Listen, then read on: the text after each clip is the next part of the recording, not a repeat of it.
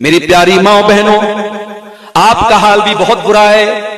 जेवरात आपकी जिंदगी का मकसद बन गए, अच्छे कपड़े आपकी जिंदगी का मकसद बन गए, सजना सवरना आपकी जिंदगी का मकसद बन गया।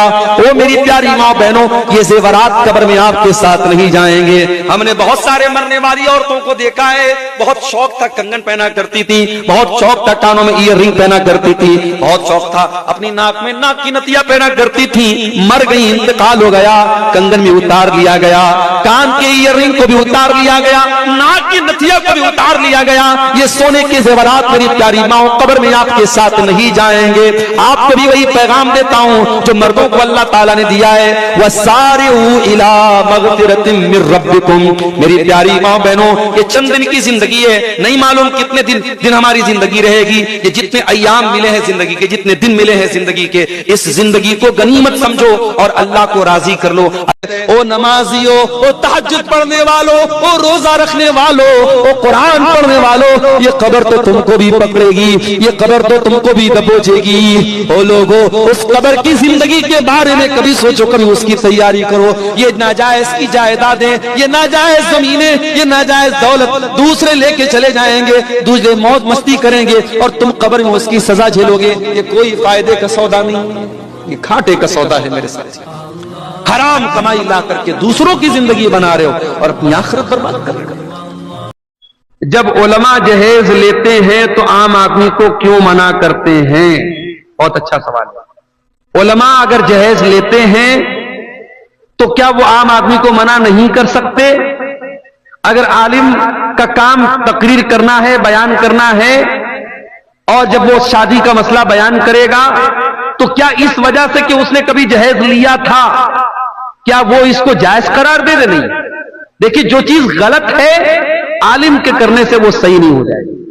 और आप अल्लाह ताला क्या ये जवाब नहीं दे सकते कि वो हमारे मोहल्ले के तो मौलाना साहब करते थे। मौलाना साहब के कोई काम करने से वो काम सही नहीं हो जाएगा। सही और गलत का मियार कुरान और हदीस है, सही और गलत का मियार दलील है। अगर दलील की रोशनी में जहेज लेना गलत है, जहेज का लेन देन गलत है तो गलत है।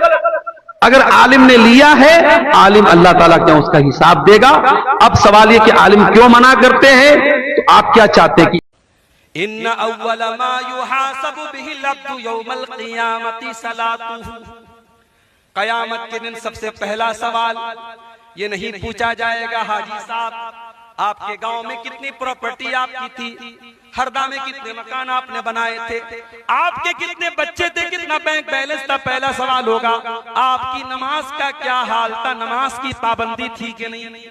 फ़इन सलुहत फ़क़द अफ़लह व अंजहा। अगर नमाज का मामला ठीक है तो इंसान कामयाब है।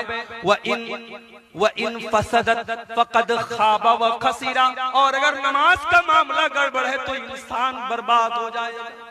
नमाज के मामले में जो लापरवाही करेगा उसकी और नेकियां भी बर्बाद हो जाएंगी।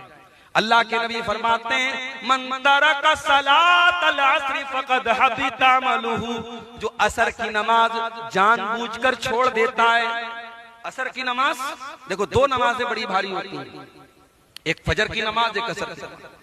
फजर में भी शैतान आकर के आपको जो है बार बार सुलाने की कोशिश करता है, कान में आके पेशाब करता है, आपको आराम दिलाता है ताकि सो जाए।